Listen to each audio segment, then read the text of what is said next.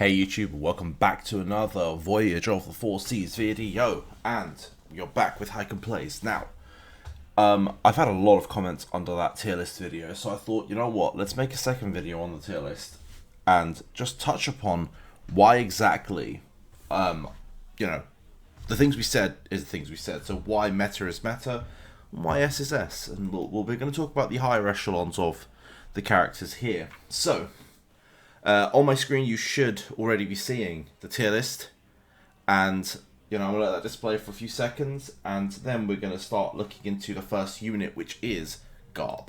So if we go into Heroes and we click on Garp, we're looking at his skills, so specifically his ultimate skill. So Garp deals physical damage up to 400% to all enemies and knocks them down with each haki. So Garp is, I don't think I need to go into too much detail as to why Garp is OP, but his damage stats and his damage values are absolutely insane. He is arguably the best attacker in the game. He has the highest damage in the game, I think, with the exception of maybe Ashura. Ashura Zoro is probably like one of the other highest damage dealers in the game. And yeah, like if you were to ask me, hands down Garp, because Zoro is way too expensive. Now, second unit on that list that we see is Ivankov. I've had so many people comment, why Ivankov? And so, in the game right now, like the core build is Garp, Whitebeard, Marco, Ivankov, Big Mom, or Kaido, depending on what you have access to. Ivankov is pivotal. Ivankov spends rage to recover rage to all allies. Now, well, not all allies, but the ally with the highest attack. What Ivankov is going to be doing is going to be recovering rage for himself, sharing that rage to the highest attacker. So in this case, Garp. I know some people, if you're running Mihawk can scale above Garp, but for the most part, Garp is going to be your highest attacker, and Garp is going to constantly be releasing. So with Ivankov, you can see a ridiculous damage increase. I'm sure there's tests we can do. We can see how much Garp does individually without Ivankov and how much he does with, and the rage increase that gives that then turns into Garp's damage is insane. Also, let's not forget he also has an attack buff and a pace increase. So as we start starring him up and as we start leveling him up, he becomes even more better as a support unit. Let's not forget, he's also completely free to play. You can get him for free day one if you want. Ivankov is if not the best supporter in the game, and probably one that you're not going to be taking out for a long time. Next, you've got Whitebeard. He's another one that you have to have in your team. Why? Because Whitebeard does very good damage, but it's not actually that ability for Whitebeard that's the strong one. We are looking here. So every 3 seconds Whitebeard is alive, all his allies are receiving 90 rage. Whitebeard generates so much rage for your team. Scaled in with Ivankov, who's then sending more rage to your highest attacker.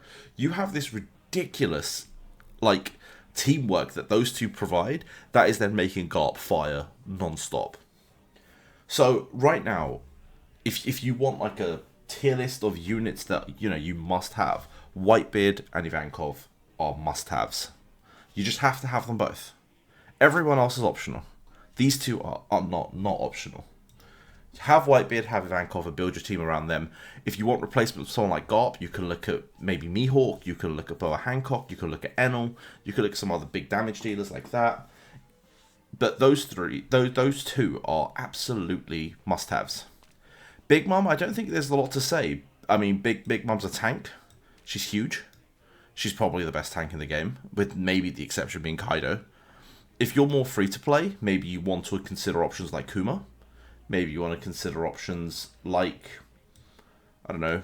I'd say Kuma, Kaido, and Big Mom are probably the few best tanks. I don't actually know what other tank is up there in the tier list, in all honesty.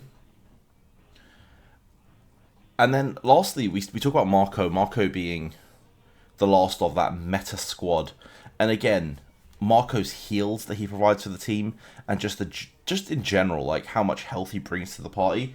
He's an insane healer.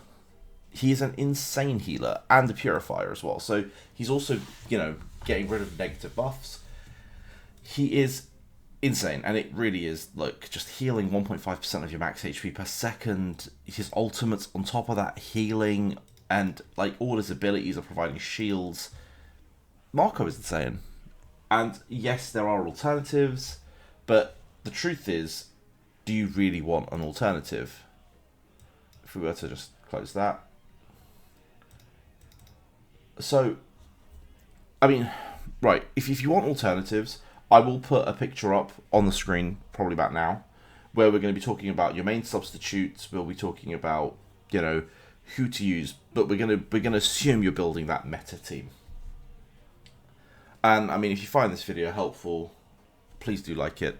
But that is all I'm going to say. I just wanted to talk about the main meta team. I wanted to talk about the S's. And I guess one more thing, actually, before we do leave. Let's talk about the Chaos units, because I've hit week 2. Some of you have already been here. You've seen some of the Chaos units. When you hit week 2, you're going to have access to Ashura Zoro, and you're going to have access to Gear 5 Luffy. Should you be picking them up? The simple answer to that is no. And the reason is they're way, way, way too expensive. If you've got lots of disposable income, by all means, if you ask me which one, I would personally say Ashura Zoro. And we can have a look at Ashura Zoro. We've got... I wonder if we can actually load them up from here. We can. I think Ashura Zoro is the better of the two. He's got really good damage stats. I mean, the fact he hits, 6 times to the enemy at the back and doing a solid amount of damage on each hit. Gain HP lock when in battle, so will not drop below 1, so he can't be one shot. He's very sticky to deal with, and on top of that, he deals so much damage.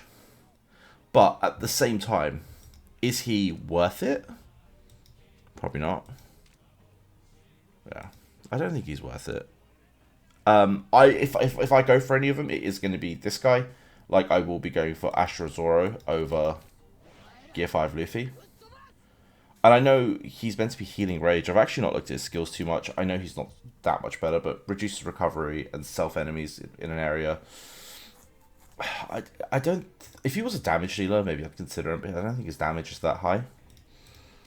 But yeah, no, I do think Ashura Zoro has a better kit. I think will fit your team better. Probably in space of Garp. Would you take out a Garp for Zoro? Because I don't see me removing Ivankov or Whitebeard. I like my healer in Marco. And I'd need a tank. So it's got to be Garp that goes if you want to put him in. And I don't think he's better than Garp. So yeah, I mean, this is why they're in the S tier and, not in that meta tier. But there you are. So I'm going to put some pictures, as I said, in this video. So you should be able to see the tier list at the start. And then an alternative for each position. Enjoy your game, guys. Peace.